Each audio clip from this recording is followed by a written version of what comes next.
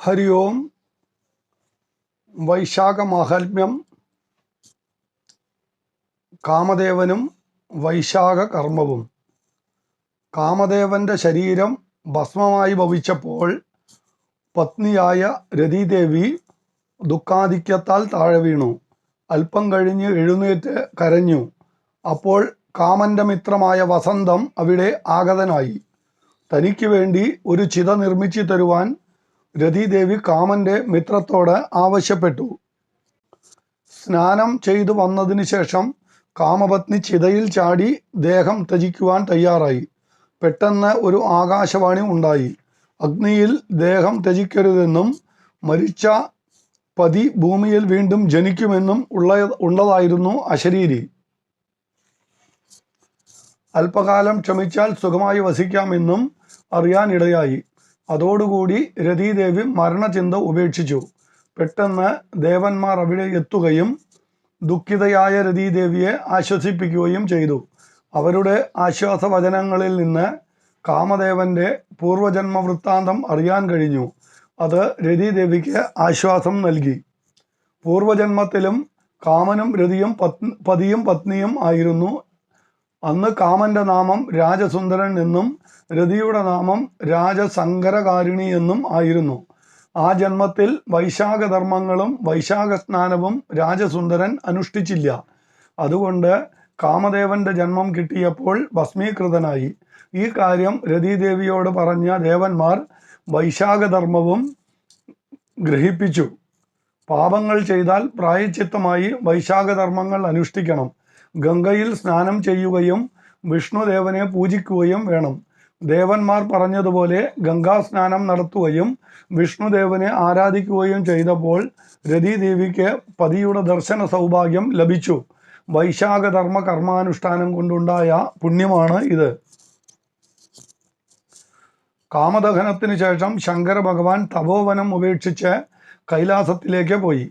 ദുഃഖിതയായ പാർവതിയെ പിതാവായ ഹിമവാൻ സ്വന്തം രാജധാനിയിലേക്ക് കൂട്ടിക്കൊണ്ടുവന്നു.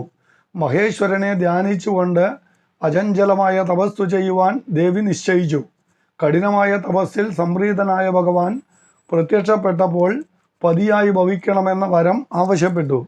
മഹേശ്വരൻ അത് വാഗ്ദാനം ചെയ്ത ശേഷം സപ്തർഷികളെ സ്മരിച്ച് വരുത്തി. പരിണയിക്കുവാൻ ആഗ്രഹിക്കുന്ന കാര്യം പാർവതീ പിതാവിനെ അറിയിക്കുവാനാണ് അവരെ വരുത്തിയത്.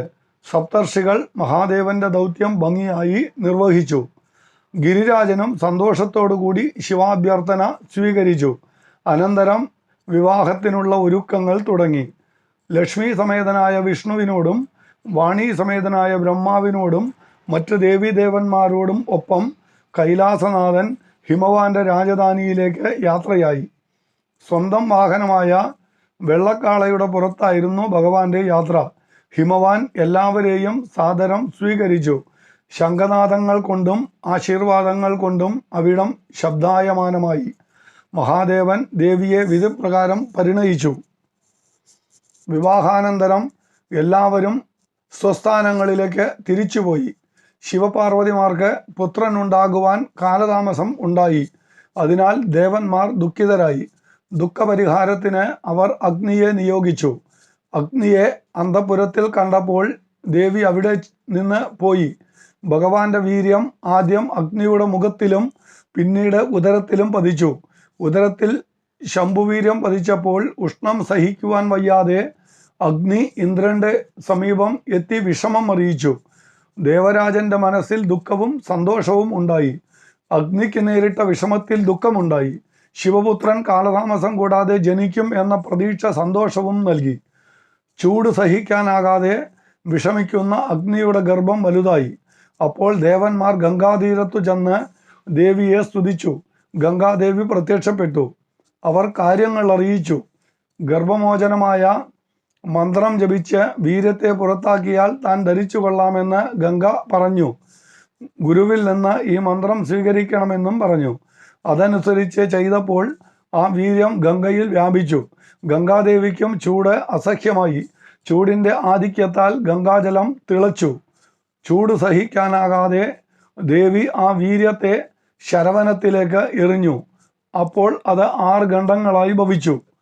അവിടെ വരാനിടയായ കൃത്തികമാർ 6 ഖണ്ഡങ്ങൾ ചേർത്തപ്പോൾ 6 മുഖമുള്ള ബാലനുണ്ടായി.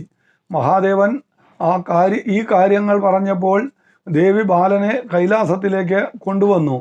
ഇങ്ങനെ ശിവപാർവതിമാരുടെ പുത്രനായ സുബ്രഹ്മണ്യനായി കാമൻ വീണ്ടും ജനിച്ചു.